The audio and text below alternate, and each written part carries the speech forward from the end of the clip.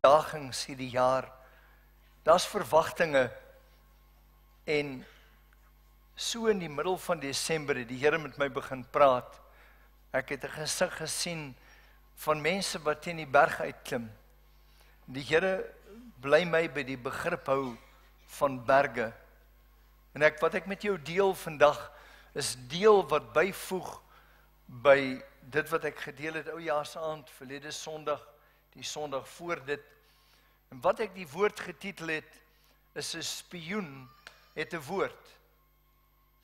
'n Spioen het 'n woord. Ons kan ook sê, 'n spioen het 'n verslag.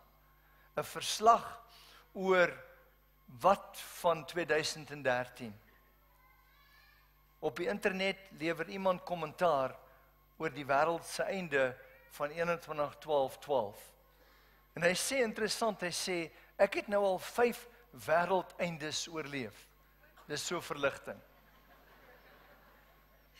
En dis interessant hoe mense die einde van die wêreld wil voorspel of profeteer. Ek het oujaarsaand bedien en die titel van my woord was Uitdaging op die berg. Die uitdaging op die berg. En wat verwag ons bo op die berg? Wat verwag ons aan die ander kant van die berg? En gaan ons terugkyk na die vorige jaar. En as ek dit wat ek sien, het sy positief of negatief, dink ek die Here kan iets daaromtrent doen. En dis die uitdaging wat voor elkeen is. In Numeri 13 word 12 spioene uitgestuur en 12 manne. Hulle word uitgestuur om Kanaan te gaan bespied. 40 dae kom hulle terug. Nou 40 spreek van toetsing. 40 spreek van afsluiting, van oorwinning, van oordeel, van 'n proeftydperk. En wanneer ons na hierdie begrip 40 kyk, het hulle teruggekom, elkeen met 'n verslag, 'n woord of 'n berig. Net so tussenin, en ek wil dit op die CD en die DVD hê, ons begin maandag vir 7 dae met 'n tyd van vas en gebed. Ek het gesê ook, you can feast and pray, maar jy moet net bid. Dis baie interessant dat ek loop 'n lang pad met Harold Weitz en ek het agting vir hom in sy profetiese amp. En hy sê, hy sien 'n gesig van, soos die Jode toe hulle in Goshen was daar 'n soort van 'n beskerming om hulle en oor hulle. Dat langsaan is die 10 plaae van Egipte, maar hulle word beskerm. En dat gebed, hierdie beskermingskoepel oor die kerk, oor jou huis, oor jou werksituasie skep, dat langsaan mag het met 'n ou in dieselfde besigheid, in dieselfde straat sleg gaan, maar met jou gaan dit goed. Kan jy jou voorstel, langsaan is dit net paddas, oral, daar's nie een padda by jou nie. Niks nie. Dis deel van die 10 plaae. En ek en jy moet dit in die lig daarvan sien. Nou elkeen van hulle kom, en hierdie 12 spioene, hulle is een uit elke stam van Israel, moes gaan kyk of die land goed of sleg was. En dit is wat die woord sê in Numeri 13. En Moses het hulle gestuur om die land Kanaan te verken en vir hulle gesê, trek hier in die suidland op en beklim die gebergte. Ek wil hê daardie begrip moet by jou vassit, beklim die gebergte en bekyk die land hoe dit is en die volk wat daarin woon, of hulle sterk of swak is en of daar min of baie is. En hoe die land is waar hulle woon, of dit goed of sleg is, en hoe die stede is waar hulle in woon, laars of vestings. En ook hoe die land is, of dit vet of skraal is, of daar bome in is of nie. En wees dapper en bring van die vrugte van die land saam. Dit was toe die tyd van die eerste druiwe. Dis interessant, hy stuur hulle om te gaan kyk. Vers 17 sê, trek hier in die suidland op en beklim die gebergte en bekyk die land. Ek het ervaar, die Here praat met my oujaarsaand en hy bly met my praat, want hy sê ons gaan teen berge uitklim in 2013. En ons gaan sekere dinge bekyk. Ons gaan probleme sien, soos wat hulle gesien het toe hulle in die land was, en ons gaan daarna kyk, maar hy wil hê dat ons daarna moet kyk met oë van geloof. Nie met oë van twyfel en ongeloof nie. Maar terwyl ons kyk, gaan ons praat. Ons gaan iets sê. Daar gaan 'n woord uit ons mond uitkom. Ons gaan 'n verslag hê. Ons gaan 'n woord spreek oor 2013. Jy gaan 'n woord spreek oor jou besigheid, oor jou medewerkers, oor jou staf. Jy gaan 'n woord spreek oor jou familie. Jy gaan 'n woord spreek oor die regering, oor die land. Wat gaan die verslag wees? Wat gaan die woord wees wat jy gaan spreek? Wat gaan jy sê? Onthou hierdie begrip vir 2013. Jy sal gaan waar jou mond jou neem. Waarheen dink jy is jou mond besig om jou te neem? Kom ons kyk net na hierdie 12 manne se verslag. Na die woorde wat hulle spreek. Ons sien dit Numeri 13 vers 27 tot 33. En hulle het hom vertel en gesê, ons het gekom in die land waarin U ons gestuur het. En waarlik dit loop oor van melk en honing, en dit is sy vrugte. Maar die volk wat in die land woon, is sterk. Ek wil net nie met die begrip sien, maar. En die stede is versterk en baie groot.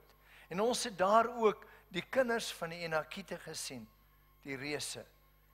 Die Amalekiete woon in die suidland, maar die Hetiete, die Jebusiete, die Amoriete woon in die gebergte.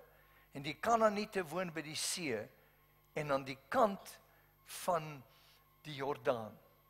Al die Amoriete, Hetiete, verdriete. Toe het Caleb die volk stilgemaak.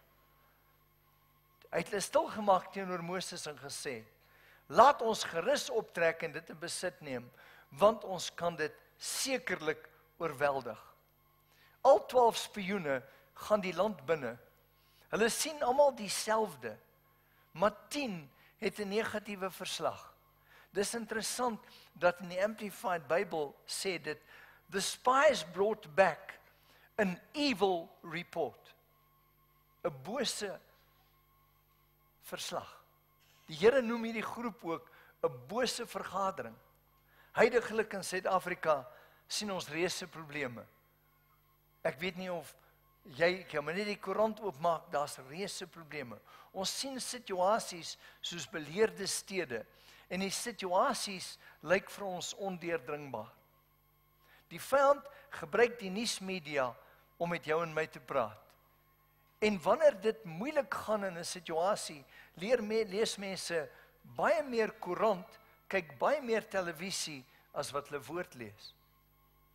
En die oomblik as ek met iets besig is, geloof kom en geloof kom deur die woord. Watter woord neem ek aan?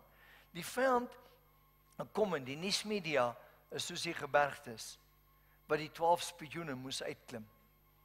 Ons sien almal twee dinge in hierdie nuwe jaar. Ons sien 'n wonderlike land, 'n land van melk en honing met wonderlike geleenthede en uitstaande potensiaal. Ek wil net hê julle moet weet, Suid-Afrika is waaragtig 'n mooi land. Ons het 'n mooi land. Ek is die eerste keer in Israel by Jerigo. Nou daar op Berg Nebo, waar Moses hulle gestaan het en die beloofde land gesien het. Ons is ook op Berg Nebo. En ek kyk oor na daardie area van Jerigo. En ek dink by myself, as dit die beloofde land was, lyk Suid-Afrika soos die hemel. Regtig, ons het 'n fenominale land. En so was Kanaan vir hulle. Maar daar's 'n tweede ding. Ons sien ook reuse probleme. Ons sien probleme in die politiek. Ons sien probleme met regstellende aksie. Ons sien probleme met korrupsie. En ons sien ondeurdringbare stelsels. Gaan ons mekaar bang praat, soos die 10 spioene Israel bang gepraat het. Soveel so dat die volk sê, kom ons gaan terug Egipte toe. Kom ons gaan terug na waar ons vandaan kom. Kom ons luister na hierdie negatiewe verslag. Let's listen to the evil report. En hulle glo die bose verslag. Ek wil net hê dat jy moet weet, in die wese van die mens is die neiging om die negatiewe te glo. Jy glo die negatiewe. Ons onthou nie die opbouende stories nie, maar ons onthou 'n vuil grap. Ons onthou 'n negatiewe ding. Maar daar was Joshua en Caleb. Hulle het 'n positiewe verslag gehad. Nou gaan Caleb oor tot aksie, toe hierdie spioene negatief praat. In Numeri 13:30 in die Amplified, Caleb quieted the people before Moses and said, "Let us go up at once and possess it. We are well able to conquer it." Hierdie was my baie interessante begrip, want hy sê, we are well able. Die Hebreëse woord daar is, yakol. We have the capacity to succeed. In die Here, al is die situasie negatief, het jy die kapasiteit om te oorwin. Jy het die kapasiteit om suksesvol te wees. In die krag van die Heilige Gees, kan ek verklaar, gaan ek suksesvol wees. Ek het die kapasiteit, ek het die vermoë. Nou Caleb beteken hond, of het beteken braaf. Was my baie interessant om sy naam te sien. Sy naam het 'n dubbel betekenis. Net uit interessantheid, hier by ons bidure het ons begin, en hierdie week het ons elke oggend 6 uur 'n biduur hier. Ek bemoedig jou, as jy hier kan wees hier. Anders, by jou werk bid, al is dit 15 minute. Jou omstandighede, as jy eienaar van 'n maatskappy is, roep mense bymekaar en bid. As jy net deel in 'n kantoor is, kry die mense bymekaar en bid. En ons het gesê, ons verander die naam van ons president van Jacob Zuma na Israel Zuma. Jy sien toe Jakob met God worstel, toe word hy van knoeier en agterbaks verander na prins met God in samewerking met God. Ons verklaar dit in die positiewe sin. Here, dat U gaan werk, bly by my soos wat ek met jou deel. Hy maak 'n keuse om braaf te wees, want in die Here het hy die kapasiteit om te slaag. Nou, name in die Ou Testament was gekoppel aan karakter en gekoppel aan bestemming. Wat is my karakter? Het ek 'n neiging om altyd te kla? Het ek 'n neiging om altyd te blaf? Net so, heeltemal van die punt af. Ons het bure met net so klein hondjie. Hy waaragtig hou nooit op blaf nie. Van 4 uur vanoggend blaf die hond altyd. En nou moet jy geduldig wees in die bure seën. Maar ek het gewonder hoe party mense is. Jaf. Is dit dalk ek wat die hele tyd blaf? Maar hierdie Caleb neem 'n besluit. Hy sê, ek gaan braaf wees. Geen honde lewe vir my nie. Om 'n woord van inbesitname te spreek, in plaas van 'n negatiewe woord, is altyd 'n keuse. Jy spreek 'n woord van inbesitname, maar jy maak daai keuse. Jy kies om braaf te wees, in geloof, lewe te spreek, ongeag van wat jy beleef. Of jy besluit om die hond van die toekoms te wees, en dan al wat ek vir jou kan sê is, woef, woef, wyn is jou pad. Dan is hondekos en krummels jou voorland. Maar ek glo nie dis God se plan nie. 'n Bose, negatiewe verslag breek af. Dit minag. Dit spreek dood. Dit spreek twyfel, dit spreek onsekerheid. 'n Positiewe verslag bou op. Dit spreek lewe, dit spreek geloof. Omstandighede kan my plat slaan, my totaal ontmoedig, my moedeloos maak. En juist dan moet ek versigtig wees wat ek sê. Negatiewe woorde kan my eie lewe beïnvloed en kontamineer. Onthou, die 10 spioene is negatief, hulle beïnvloed die hele volk, maar hulle woorde het 'n effek op hulle. Die woorde wat hulle spreek, het 'n effek op hulle, want dis wat regtig uit hulle hart uitkom. My woorde kan mense vreesvol, negatief en ongelukkig maak. Ek en Rinas in Australië, hulle vra ons om Suid-Afrikaners toe te spreek. Daar is so 105 die dag na die diens. En vir my interessant was, meeste wat met ons praat, loop al is hulle daar 5, 10 jaar nog met dieselfde probleem. Hulle het letterlik, toe die vragmotor of die boot gaan met al hulle besittings, toe loer die spook uit, toe sê ons trek Australië toe. En hulle trek met dieselfde probleme aan die kant toe. En daar, aan die ander kant, dis wat hulle praat, dis wat hulle bepeins. Ek moet ook versigtig wees, wat ek in my denke en in my hart toelaat. Wat laat ek regtig in my hart en in my denke toe? Wat gaan regtig daaraan? Waaroor praat ek? Of waaroor mompel ek binnensmonds vir myself? Ek loop en mompel. Dis baie interessant, Psalm 1, vers 1 en 2, ek lees die Bybel in praktyk. Dit gaan goed met die mens, wat nie die raad van die goddelose volg nie. So dat's 'n bose vergadering met goddelose raad. Wat gaan goed met die mens, wat nie daai raad luister nie, maar wat in die woord van die Here sy vreugde vind, die dag en nag oordink. Nou hierdie woord oordink is eintlik die woord bepeins. Dis anders as ons begrip van bepeinsing. In die Hebreëse konteks sou jy die woord saggies binnensmonds herhaal. En terwyl jy dit binnensmonds herhaal, kom geloof, want geloof kom deur die woord en die aanhoor daarvan. Terselfdertyd kom die woord en skei tussen gees en siel, en jy sê, se sielsgedagte is nie God nie. It's a good idea, not a God idea. Kan hierdie ding volg nie, ek moet dit volg. Dis wat die Here sê. Want onthou, en ons gaan nou net daarna kyk, Gideon, of althans Joshua en Caleb, het nooit altyd saam met die populêre opinie gesien en gepraat. Daar's 'n populêre opinie, 'n gedagte oor iets.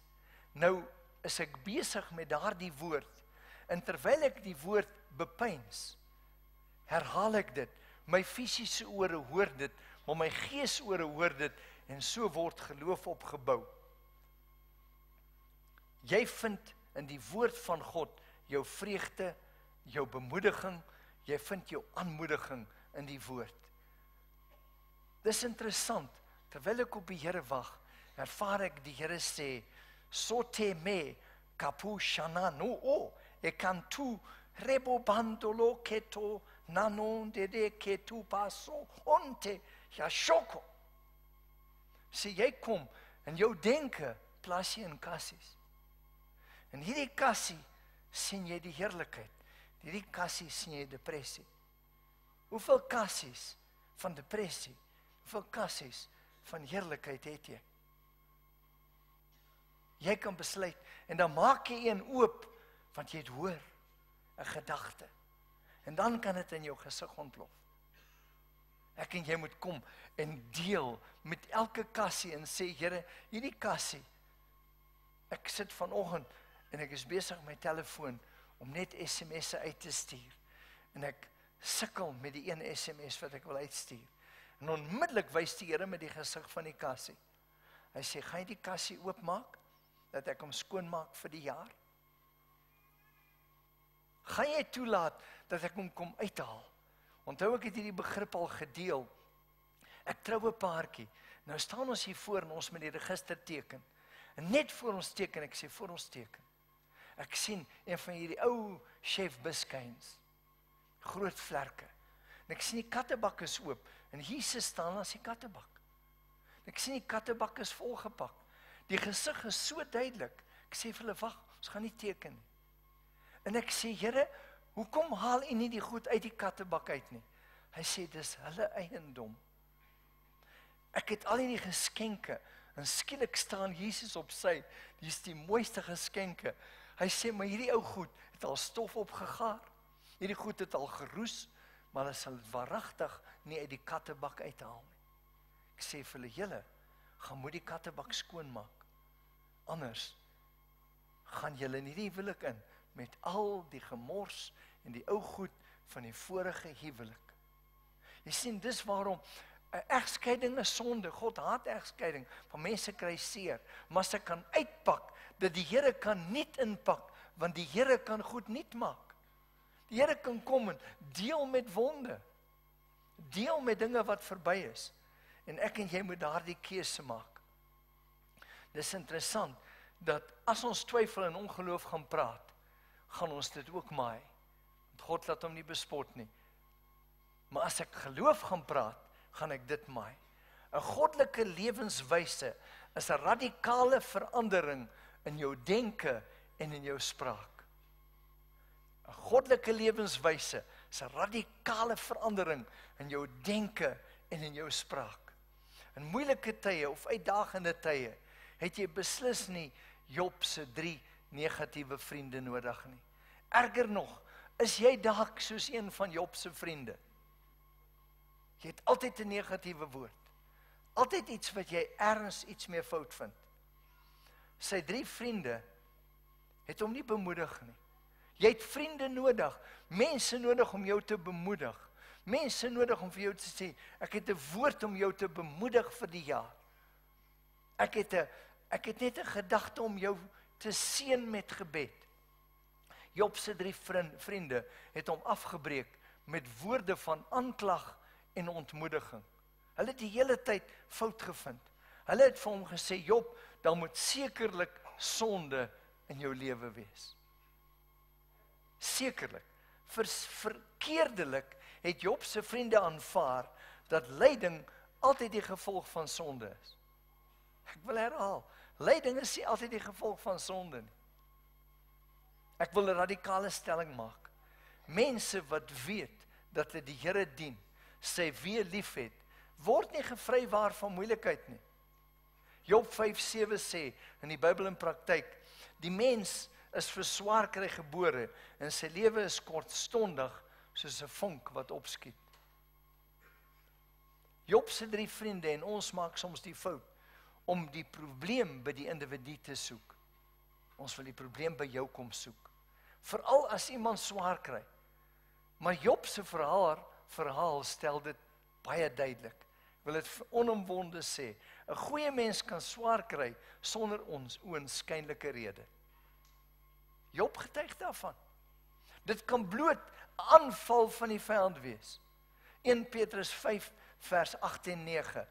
Baie interessant as jy dit sal bepeins. Wees nigter en waaksaam. Nigter en waaksaam beteken nie net dat ek nie klomp drank drink nie. Maar dit beteken ek moet wakker wees. Want julle teenstander. Dis interessant, die Engels sê cautious at all times. Want julle teestander, die duiwel, beskryf wie dit is, loop rond soos 'n brullende leeu en hy soek wie hy kan verslind. So hy soek wie hy kan verslind. Hy's nie 'n leeu nie, maar hy wil jou bang maak. Dan sê hy, hom moet julle teestaan. Ek hou van wat die Engels sê, immovable and determined. Hom moet julle teestaan, standvastig in die geloof. Nou, as ek nie die woord inneem nie, kan ek hom nie teestaan nie. Omdat julle weet, dat dieselfde lyding opgelê word aan julle broederskap wat in die wêreld is. Almal het 'n geveg. En terwyl ek dit lees, sê die Here vir my, verstaan ek die wapenrusting? As ek in geloof praat, het ek die woord, daar staan geskrywe. Die Here sê, en geloof is my skild. So ek het my swaard en ek het my skild. Apart van my skoene van bereidwilligheid om die evangelie te verkondig, apart van 'n gordel van waarheid en 'n borswapen van geregtigheid. Wanneer ek my eie geregtigheid vir myself wil neem, myself regverdig, dan skiet 'n vuurige pyl in my hart en ek kry seer. En jy hoor 'n persoon, want dis amper asof hulle bloei. Hulle bloei van die seer. Hulle kan nie daaroor kom nie. En ons het almal seer. Ek het hierdie week vir Willie Ongere begrawe. Hy's 2 weke terug, kom hulle net van Enyaka af in Mosambiek, klim op die boot met die hele familie, voor sy vrou en kinders, 52, hartaanval, slaan dood neer. Jy weet nooit wanneer jy deur daardie deur gaan stap nie. Maar, en dis hartseer. Dis hartseer om so iets te beleef, maar kan die Here my troos? Glo ek die Here kan my troos. Wat verwag ek? Die vyand sal alles doen om jou geloof te steel. Alles. Want hy wil jou geloof steel, jou droom steel. Maar wat ons wel van Job kan leer, is dat hy tot 'n mate vrees in sy lewe toegelaat het. Job 3:25. As ek iets vreesliks vrees. Is gewoonlik interessant dat hy sê nie as ek iets vrees nie. As ek iets vreesliks vrees. So daar was iets wat gegroei het in intensiteit. Kom dit oor my. En die ding waarvoor ek bang is, kom na my toe. Ek sit nou die dag met 'n man en praat en dit verstom my. En ek sê vir hom dat hy 'n vrees. Hy sê, ek het 'n ontsettende vrees vir weerlig. Ek sê hy sê van ek 'n seentjie is. En 3 keer het die weerlig al by hom geslaan. Ek wil nie sê dat jy nie iets moet vrees nie, maar die Here, al is daar, het jy 'n traumatiese ervaring gehad, die Here wil jou daarvan verlos. Nou Job kom en hy sê, sy kinders het 'n verjaarsdag gehad. Dan het hulle elkeen groot partytjie gehad op 'n verjaarsdagdag. Dan as die kinders weg is, dan gaan Job en hy bring 'n offer, 'n brandoffer. Miskien het my kinders gesondig. Jy sien, was die begin van vrees. Miskien het my kinders gesondig. Ek het iets geleer hier. Job verloor alles. So vreesoffers soek God nie. Hy wil nie jou offer hê as te vreesoffer is. Jy kan alles verloor. Want jy gee, ek moet gee. Wie as ek nie gee nie? Dis vrees. Geloof behaag die Here. En as jy nie in geloof kan gee nie, saai jy nie saad nie. Dan moet daar vir jou gebid word, sodat jy vry kan kom van daai vrees. Want die Here wil hê geloof met ons lewens beheer. As ek nie verkeerd is nie, vind ek 366 keer in die Bybel, moenie vrees nie. Selfs een vir die skikkeljaar. Een vir elke dag. En nou kom die vyand en hy val Job aan. Die oomblik toe die vyand Job aanval, begin sy vrees groei na die eerste aanval. Hy vrees dat hy alles sal verloor en hy verloor alles. Moenie vrees toelaat nie. Ek en Steven, is die eerste week in Februarie, bedien ons by Henry Jackson of in Zimbabwe met 'n groep predikers. Julle onthou sy getuienis. Toe hulle kom in sy plaas, sê ons, vat vandag jou plaas. Toe sê hy, ek kan hom nie saamvat nie. Hier sê, vat hom. Toe gee die Here hom 'n woord, om vir die ou wat die plase wegvat, toe die ou siek is te gaan bid, en die Here genees hom. En hulle kom en hulle sê, ons gee jou plaas vir jou terug. Sien, daar's iets in die gees wat gebeur. En toe Henry hier bedien, toe sê hy, sal julle kom vir 'n week, predikers kom bedien, en kom bemoedig in Zimbabwe, en dis vir ons 'n voorreg. Nou deel dis met enige vrees in jou lewe op 'n gereelde basis. Jy gaan situasies beleef, deel daarmee. Onthou, as geloof die Here bly maak, behaag, sal vrees die vyand bly maak. Wat wel uitstaan in Job se lewe, verstommend. As jy nou op sy lewe kyk, Job 2:10, by dit alles het Job nie met sy lippe gesondig nie. By dit alles het Job nie met sy lippe gesondig nie. En iets wat vir my baie interessant is dat die naam El Shaddai, die almagtige, meer as genoeg God, kom 48 keer in die Bybel voor. 30 keer kom dit uit die mond van Job. Terwyl die vyand alles by hom vat, sê my God is meer as genoeg. Dis al wat ek nodig het. Hy's El Shaddai. Hy's meer as genoeg. En ons ken die verhaal van Job. Aan die einde van sy lewe het hy 2 keer soveel as wat die vyand van hom gesteel het. Dit het hom nie gevrywaar van die aanval nie, maar God het kom teruggee. Psalm 120 vers 2 is 'n uitroep van beskerming. O Here, red my siel van die valse lippe, van die bedrieglike tong. En dis 'n goeie gebed om te bid. Here, red my van my eie lippe, maar red my van mense wat 'n bose verslag by my wil kom plant. En dan sê die woord in Psalm 34 vers 13 en 14. Wie is die man wat lus het in die lewe? wat daar lief het om die goeie te sien. Bewaar jou tong vir wat verkeerd is en jou lippe dat hulle nie bedrog spreek nie. Bedrog beteken nie noodwendig alleen nie, maar jy spreek die probleem in plaas van die wonderwerkende God wat oor die probleem kan heers. Want jy het 'n wet, die wet van die sonde en die dood trek af, maar jy het 'n opheffingswet, die wet van die gees van die lewe in Christus Jesus, wat my vrymaak van die wet van die sonde en die dood.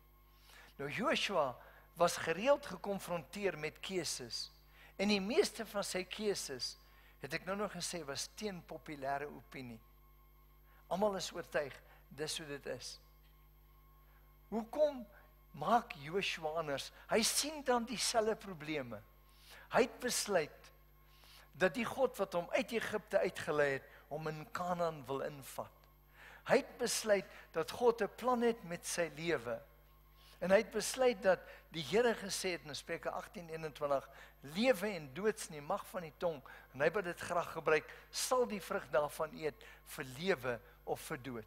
So die populêre opinie het hy nie meer saamgepraat nie.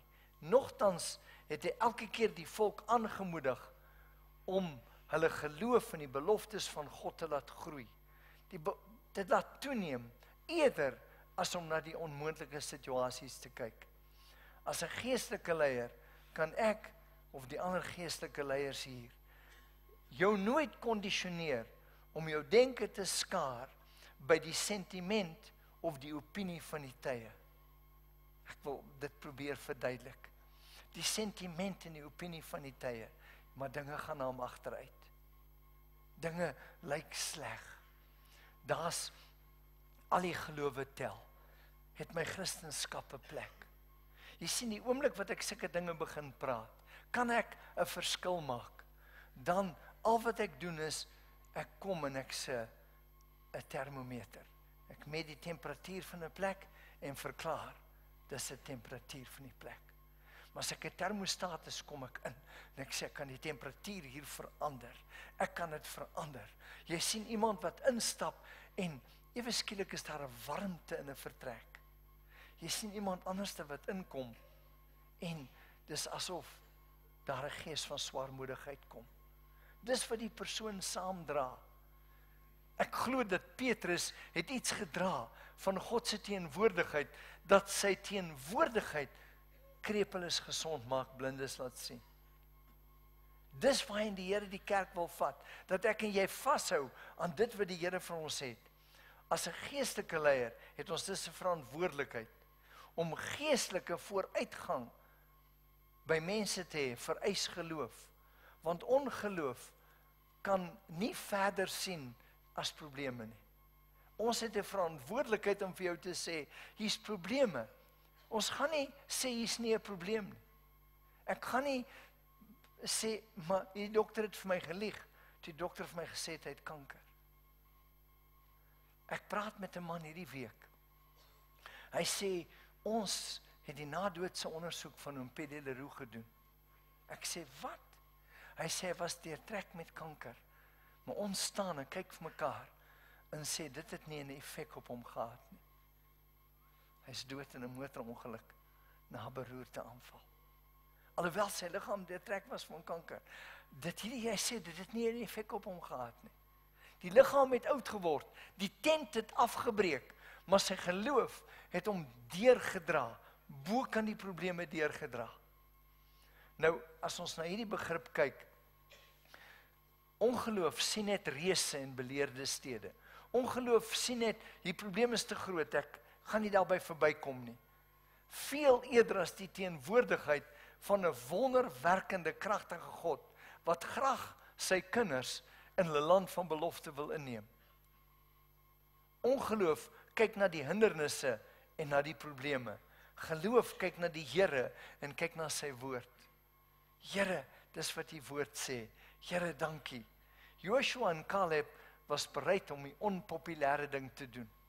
Hulle het die mense opgeroep tot positiewe geloof. Hulle wou die pas aangee vir die nuwe generasie om op te staan en om die Here in geloof te dien. Ek Ek het hierdie week net 'n interessante belewenis. Ons open ons Bible College. Ek wil net vir die gemeente sê dankie. Dit gaan wonderlik. Ons Bible College groei. Hy's hierdie jaar groter as wat hy ooit was. Finansiëel, daar's nie baie Bible Colleges wat nie net gelykbreek nie, maar 'n wins toon. Liewe studente, toe ek klaar die studente verwelkom het, sê John vir my, hierdie ouetjie was gister in 'n motorongeluk en sy ligamente en sy knie is geskeur. Hulle opereer hom môre. Hy wou net hier wees vir die opening, kan jy net vir hom bid. Bid vir hom, voel beweging onder my hande. Die ouetjie kyk ons so. Hy sê, kan ek gou uit hardloop? Hy gaan hardloop om die gebou. Hy kom terug. Daai middag toe speel hy rugby. Maar hy se skeduleer vir die operasie gaan die volgende dag. Hulle sê, ons verstaan nie. Alles is geheg. Jy sien, en jy kan dink die studente is op 'n volgende vlak. Ek vertrou met my hele hart dat die Here iets in ons midde wil doen met die positiewe verslag. Nou, hulle wou die pas aangee vir 'n nuwe generasie. Wat gee ek en jy aan vir ons nuwe generasie? Ons het meer gepraat oor Malema as oor die Here. En nou is Malema uit die prentjie uit. Ek en jy moet praat en sê wat die Here sê. Here, wat sê u woord? Nou Joshua kom van die naam Hosea. Oorspronklik beteken dit verlossing. Moses kom en hy verander dit na die Here is verlossing. As ons na hierdie twee name kyk, dan sien ons iets kosbaars saam. Ons sien iets insiggewend. Joshua, die Here is verlossing.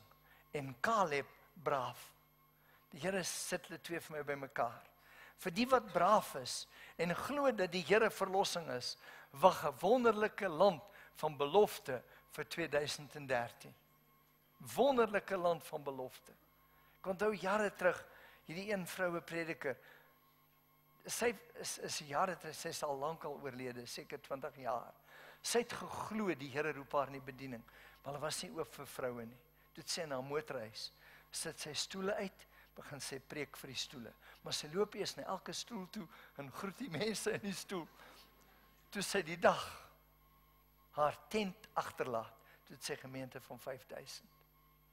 Jy sien, daar's iets in dit wat jy die Here voor kan vertrou, want daar's 'n land van belofte en ek gaan loop met 'n woord van 'n besitname of 'n bose woord. Joshua 14 vers 12. Interessant. Nou, kom ons by Joshua. Hulle kom in die beloofde land. Joshua sê, gee my nou dan die bergland. Ek weer hê jy moet die begrip sien berg. Jy moet vir die Here sê, Here, gee my die probleem. Gee my die plek waar daar probleme is. Waarvan die Here daardie dag gespreek het. Want u self het die dag gehoor dat daar Enakite is. Here, ek soek die plek waar die reëse is. En groot versterkte stede. Kyk Joshua, there's a difference between faith and presumption.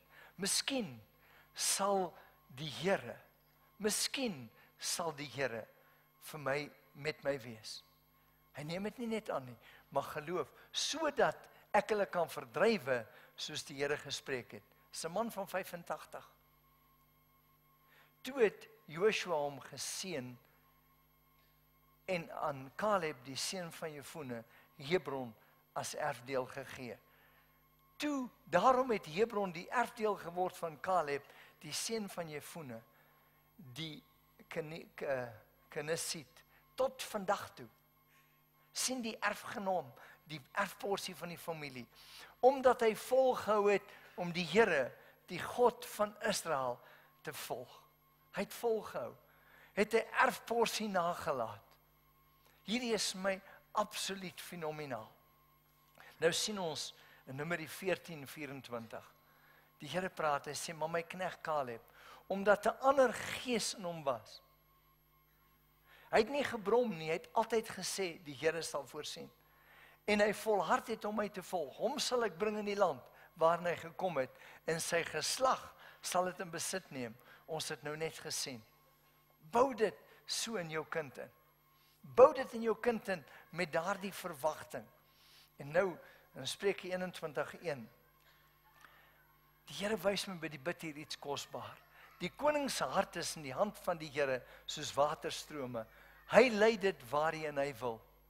Nou, Efesiërs 5:26 praat van die was, van die waterbad van die woord. Die koning se hart, ons president se hart, is in die hand van die Here, soos waterstrome. Hoe meer gebed, hoe meer water, dan lei hy dit waar hy wil. My oproep is, jy kan nie vir die president bid en in 'n geselskap negatief oor hom praat nie. Iemand het 'n boek geskryf, Zuma Exposed. Ek wil die boek bestel, ek ervaar die Here sê, hoekom? Ek sê, ek wil weet wat hy als verkeerd doen, en fout doen. Hy sê, en? Ek het vir jou gesê om vir hom te bid, nie om hom te kritiseer nie. Ek sê, Here, vergewe my. Here, maar, los jou maar. Bid jy, die hart van die koning, is in die hand van die Here, soos waterstrome. Ek sien 'n kerk wat begin bid, en die Here begin 'n verandering bring. Die Here begin ingryp op 'n bonatuurlike wyse. Weet jy, ek wil vir jou sê, ons staan voor 'n land van die mooiste lande in die wêreld. Moenie toelaat dat die vyand jou laat vlug uit hierdie land. God het jou nodig as sout hier. God het jou nodig om al daardie verdriete te verdryf. Ek wil vrymoedigheid neem. Ek het met my suster gepraat. Sy sit agter, sy het multiple sklerose. Ek wil net hê sy moet vorentoe kom. Ek wil hê ons as gemeente moet vir haar bid. Ons wil die Here vertrou om haar te genees. Sy jong vrou, sy kan nie. My suster, as jy vrymoedigheid het, wil ek net hê jy moet vorentoe kom asseblief. En terwyl is daar's ek wil hê die span moet vandag vir manne bid. Biddingsspan kan so lank kom met geld. Ek sukkel 'n bietjie met geld. Ek weet nie, hulle het gesê is 'n rykman siekte, maar ouens wat lekker eet. Hier's 'n man met pyn in jou een oog. Jou oë lol, maar jy het altyd pyn in jou een oog. Jy sien iemand wat 'n arm gebreek het, 'n man. Hy was in gips, maar die arm pyn nog. En dan sien mense met manne met knieprobleme en 3 manne met rugprobleme. Die een man het al 3 rugoperasies gehad. Ek gaan nou as Steven kom en my span net kom, Werner, Mario, ons gaan daar net self met olie. En dan hier's vroue. Ek sien 'n vrou wat nou ongeluk was en jou bors, jy beleef 'n drukking op jou bors. Jy's iemand, 'n vrou wat konstante pyn het en sy het 'n vrees dat sy kanker het. Ek weet nie wat die pyn veroorsaak nie, maar ons wil vir jou bid. En dan hier's 'n vroutjie wat haar stytjie seer gemaak het. Ons wil saam met jou bid. Nou, ek het ervaar vanoggend, ek het haar toestemming gevra of ons haar kan vorentoe roep en vir haar bid, want daar's iets van 'n korporatiewe geloof wat ons saam staan. So ons gaan haar salf met olie. Sy's te jonk om in 'n reistool gekluister te wees. Dankie, Vader. Here, ek wil haar net kom salf met olie in die kosbare naam van die Here Jesus. Multiple sklerose, jy se naam. Kom ons staan en ons steek ons hande uit na haar toe.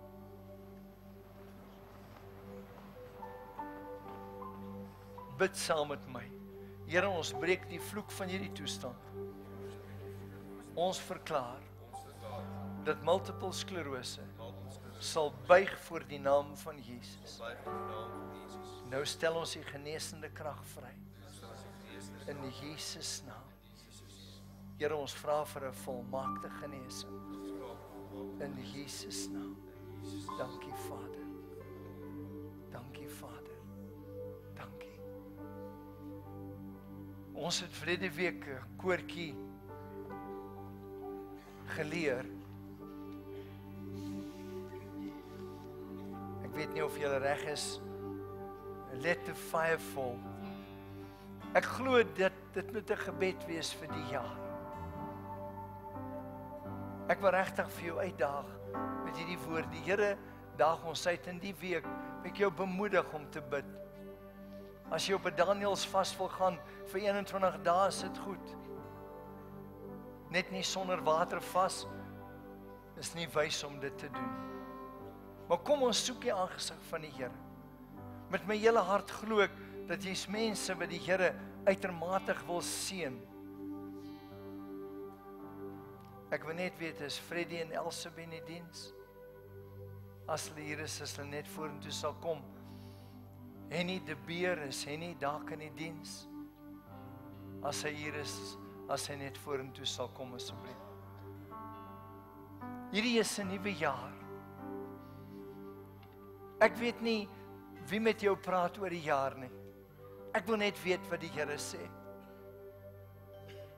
Ek sien die berge. Interessant, ek het vir 6 jaar nie meer 'n televisie nie. Iemand sê, het jy gesien op God TV, die laaste paar maande, of paar weke althans, praat hy net oor berge.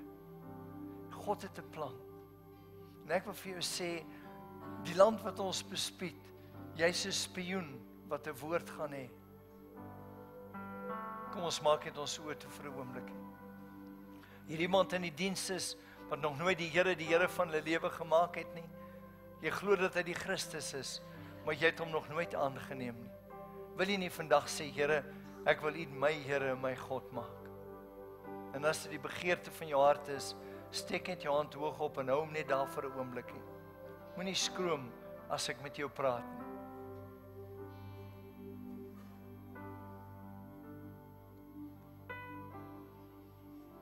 Vanwaar ek is, ek wil hê dat jy net vrymoedigheid neem en vorentoe kom. Dankie Vader. Dankie Vader. Dankie Vader. Ek wil net vir Freddie en Elsabie sê, ek het 'n koevertjie vir julle. Maar hoor die woord van die Here. Sê my seun en my dogter, my gees wat julle begin trek het. Ek het 'n nuwe vlak vir julle, 'n nuwe land van belofte. En julle gaan dit individueel en korporatief in besit neem in hierdie jaar. Julle sal uitdagings sê, maar as julle sal sê, gee my die bergland, sal julle sien dat die Here julle die vermoë gee, die kapasiteit om suksesvol te wees. En dit wat jy agtergelaat het, was in 'n verlede tyd, was 'n ander seisoen. Daar's 'n nuwe seisoen, 'n nuwe land van belofte, 'n nuwe voorsiening vir julle. Dankie Vader. Dankie.